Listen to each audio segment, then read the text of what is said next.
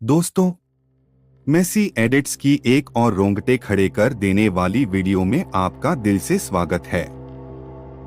आज मैं आपको एक ऐसे भयानक सीरियल किलर की कहानी सुनाने जा रहा हूं जिसे दुनिया एंडीज का दरिंदा कहती है। ये कहानी है दरिंदगी, मासूमियत और एक खौफनाक सच की।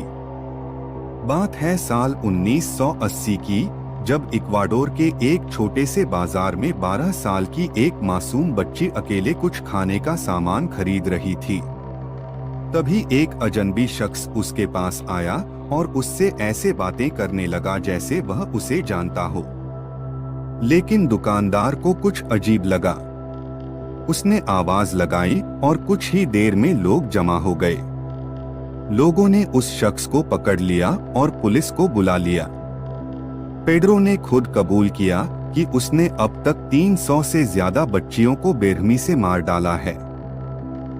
जी हाँ, 300 से भी ज्यादा मासूम जानें, जिनकी उम्र सिर्फ 8 से 12 साल के बीच थी। उसने बताया कि वो इक्वाडोर, कोलंबिया और पेरू में आजादी से घूमता रहा। वो बच्चियों को मीठी बातें करके जंगलों में ले जाता, उनके साथ ज्यादती करता और फिर उन्हें इतनी बेरहमी से मारता कि पहचानना भी मुश्किल हो जाता। वो कई बार लाशों को जंगल में दफना देता और कुछ बच्चियों को तो जिंदा ही दफन कर देता। वो फिर से उसी जगह जाता और देखता कि लाश अभी भी वहीं है या नहीं।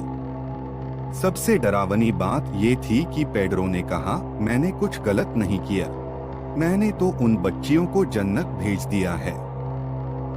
इतनी खौफनाक बात सुनने के बाद भी इक्वाडोर के कानून के मुताबिक उसे सिर्फ 16 साल की सजा हुई, क्योंकि वहां इससे ज्यादा सजा का प्रावधान ही नहीं था।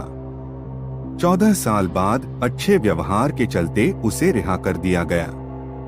लेकिन सिर्फ 1 घंटे बाद उसे फिर से गिरफ्तार किया गया, क्योंकि वो कोलंबिया में गैरकानूनी रूप से घुसने की कोशिश कर रहा था। 1998 में उसे मानसिक रूप से बीमार घोषित करके रिहा कर दिया गया और उसके बाद से पेड्रो कभी नहीं मिला। न उसे किसी ने देखा, न उसकी कोई खबर आई। कुछ लोगों का मानना है कि शायद उसे किसी ने मार डाला, जबकि कुछ कहते हैं कि वो आज भी जिंदा है और शायद फिर से वही हैवानियत कर रहा है। कहते हैं, जब एंडीज की पहाड़ियों में तेज हवा चलती है तो एक बच्ची की चीख सुनाई देती है और एक साया दिखाई देता है जो कहता है, मुझे मेरी मासूमियत वापस चाहिए।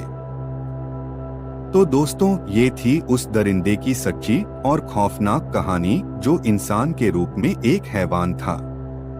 अगर आपको ये वीडियो पसंद आई हो तो लाइक और चैनल को सब्सक्राइब करना मत भूलिएगा। फिर मिलते हैं एक और रहस्यमयी कहानी में। तब तक के लिए अल्लाह हाफिज।